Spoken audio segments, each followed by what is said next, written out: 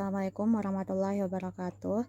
Perkenalkan, nama saya Megawati Fiska Hamaramis, peserta Latsar CPNS Kementerian ATR BPN, golongan 3 angkatan 4. Kali ini materi presentasi yang akan saya sampaikan nih, yang pertama adalah akuntabilitas, kedua nasionalisme, dan yang ketiga adalah etika publik.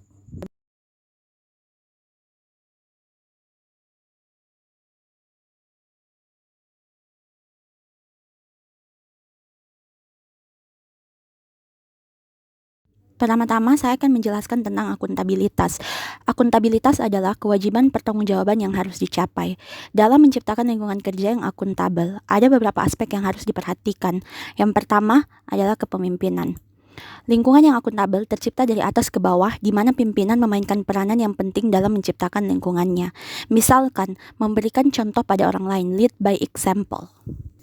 Poin kedua adalah transparansi. Tujuan dari adanya transparansi seperti mendorong komunikasi yang lebih besar dan kerjasama, memberikan perlindungan terhadap pengaruh yang tidak seharusnya, meningkatkan akuntabilitas dalam keputusan-keputusan, serta meningkatkan kepercayaan dan keyakinan kepada pemimpin secara keseluruhan.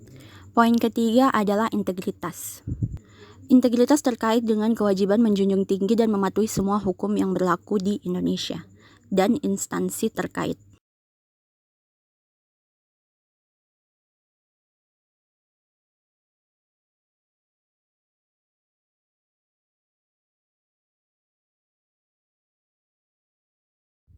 Selanjutnya, poin keempat adalah responsibilitas, kelima keadilan, keenam kepercayaan, dan ketujuh keseimbangan. Rasa keadilan akan membawa pada sebuah kepercayaan. Nah, kepercayaan inilah yang akan melahirkan akuntabilitas, di mana kita tahu sendiri lingkungan yang akuntabel tidak akan lahir dari hal-hal yang tidak dapat dipercaya.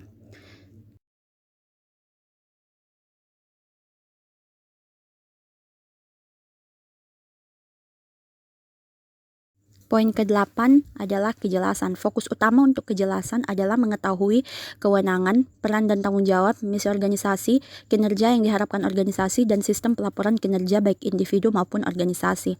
Poin terakhir adalah konsistensi. Konsistensi menjamin stabilitas. Perlu diketahui bahwa akuntabilitas tidak akan mungkin terwujud apabila tidak ada alat akuntabilitas. Di Indonesia, alat akuntabilitas antara lain adalah perencanaan strategis, kontrak kinerja, dan laporan kinerja atau yang sering disebut LAKIP, laporan akuntabilitas kinerja instansi pemerintah.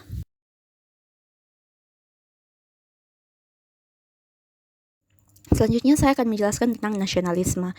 Nasionalisme sendiri adalah suatu sikap politik dari masyarakat suatu bangsa yang mempunyai kesamaan kebudayaan dan wilayah serta kesamaan cita-cita dan tujuan. Dengan demikian, masyarakat suatu bangsa tersebut merasakan adanya kesetiaan yang mendalam terhadap bangsa itu sendiri.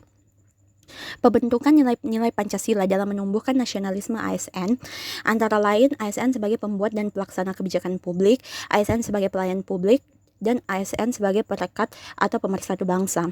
ASN sebagai bagian dari pemerintah atau sebagai aparat sipil negara memiliki kewajiban melaksanakan kebijakan publik.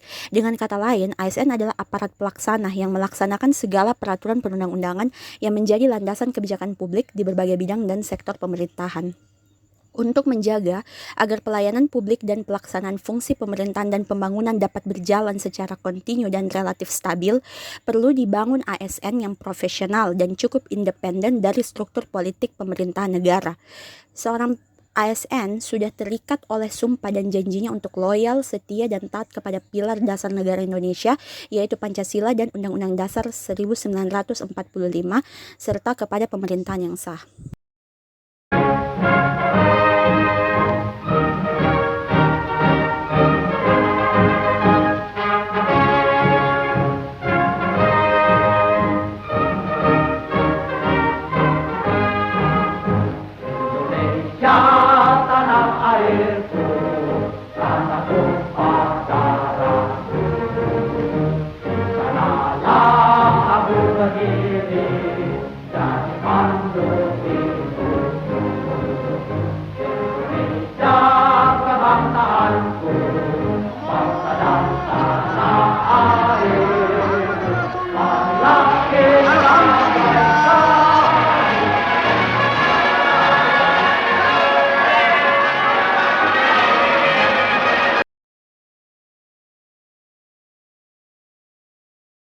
Materi terakhir yaitu terkait etika publik.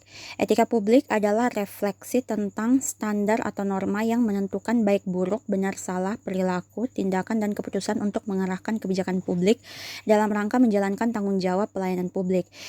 Sedangkan kode etik adalah aturan-aturan yang mengatur tingkah laku dalam suatu kelompok khusus. Sudut pandangnya hanya ditujukan pada hal-hal prinsip dalam bentuk ketentuan-ketentuan tertulis.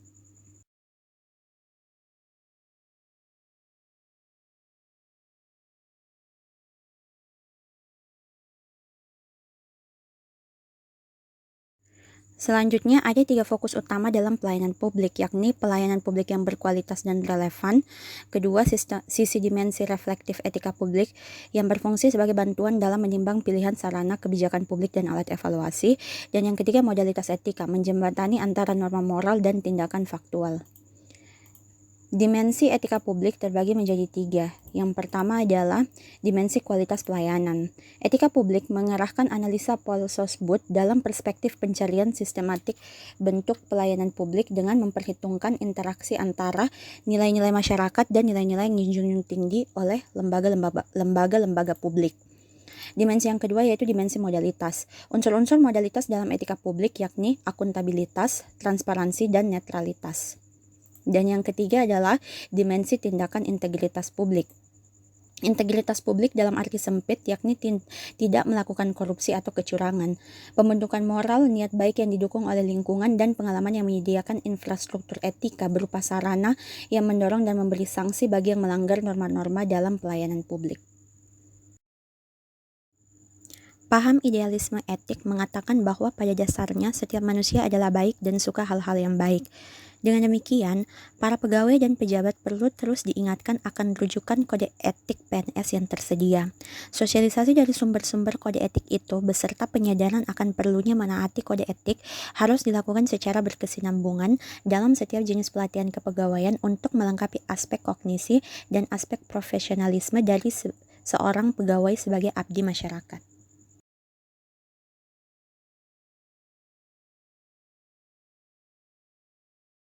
Saya rasa cukup sekian penjelasan saya terkait akuntabilitas, nasionalisme, dan etika publik. Lebih dan kurangnya mohon dimaafkan. Wassalamualaikum warahmatullahi wabarakatuh.